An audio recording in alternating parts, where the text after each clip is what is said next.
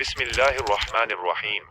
سوال یہ ہے کہ میت کا کل ترکہ 1,00,000 روپے ہے اور اس کے شرعی ورثہ میں اس کی بیوی زندہ ہے اور ایک بھائی ہے، 2 بیٹے اور 2 بیٹیاں ہیں، تو یہ 1,00,000 روپے ان کے شرعی ورثہ کے درمیان کیسے تقسیم ہوں گے؟ تو سب سے پہلے میراث کے بارے میں چند ضروری اصطلاحات سنیں۔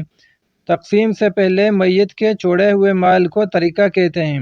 تقسیم ہونے کے بعد ورثہ کو جب اپنا اپنا حصہ مل جائیں ان کو میراث کہتے ہیں، لیکن عام بول چال میں لوگ ان کو ایک دوسرے کی جگہ استعمال کر سکتے ہیں۔ ترکہ کو انگلش میں اسٹیٹ کہتے ہیں اور میراث یا وراثت کو انگلش میں انہیریٹنس کہتے ہیں اور وارث کو ہیر کہتے ہیں۔ بلوچی میں ترکہ کو مردمال کہتے ہیں، مردہ یعنی مرا ہوا آدمی، مال کو کہتے ہیں یعنی مرا ہوا آدمی کا مال و جائیداد۔ اب چلیں ترکہ کو میت کے ورثہ کے درمیان بالکل آسان طریقے سے تقسیم کرتے ہیں۔ سب سے پہلے میت کا لمبا سا نقشہ کھینچیں۔ میت، اوپر میت کا نام لکھیں عبدالکریم، بائیں جانب کل ترکہ لکھیں 1,00,000 روپے۔ میت کے نیچے ورثہ کے نام لکھیں، سب سے پہلے بیوی، پھر بھائی کا نام لکھیں، پھر بیٹے اور بیٹیاں۔ سب سے پہلے بیوی کا حصہ نکالتے ہیں۔ بیوی کو ملے گا کل ترکہ سے ثمن یعنی 1/8 حصہ، کیونکہ میت کو اولاد ہے۔ کیونکہ میراث کے مسئلے میں بیوی کے 2 پوزیشن ہیں جیسا کہ اس نقشہ میں ہے، یعنی اگر میت کو اولاد ہے تو بیوی کو 1/8 حصہ ملے گا، اور اگر میت کو اولاد نہ ہو تو بیوی کو 1/4 حصہ ملے گا۔ یہ بات یاد رکھیں، اولاد سے مراد میت کا بیٹا بیٹی، پوتا پوتی یا نیچے تک سب اولاد میں شامل ہیں۔ تو اس مسئلہ میں چونکہ میت کے بیٹے بیٹیاں زندہ ہیں اس لیے بیوی کو 8واں حصہ ملے گا۔ تو کل ترکہ 1,00,000 روپے کو 8 پر تقسیم کریں گے، 8واں حصہ یعنی بیوی کا حصہ نکلے گا۔ ہم نے تقسیم کیا تو جواب آیا 12,500، یہ ہو گیا بیوی کا حصہ۔ اب باری ہے بھائی کا حصہ۔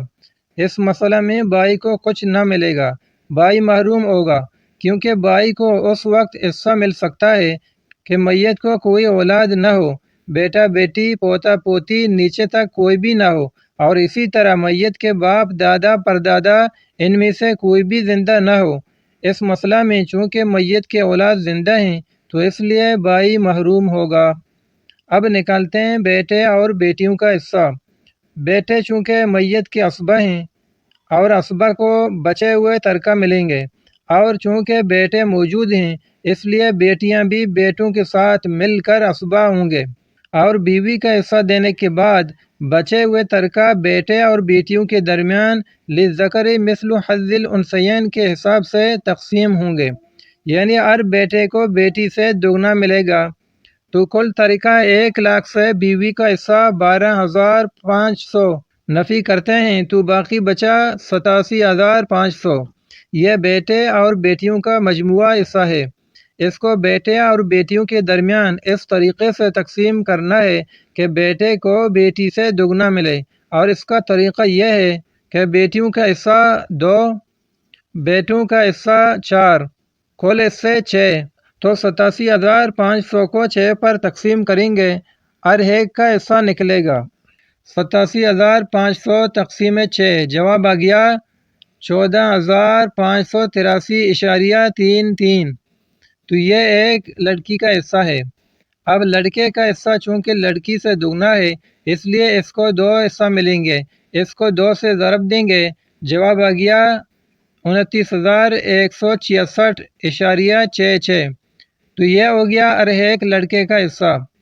اب سب کو اپنا اپنا حصہ مل گیا۔ اگر آپ کو بھی میراث کا کوئی مسئلہ حل کرنا ہے تو اپنا سوال کمنٹ میں لکھیں۔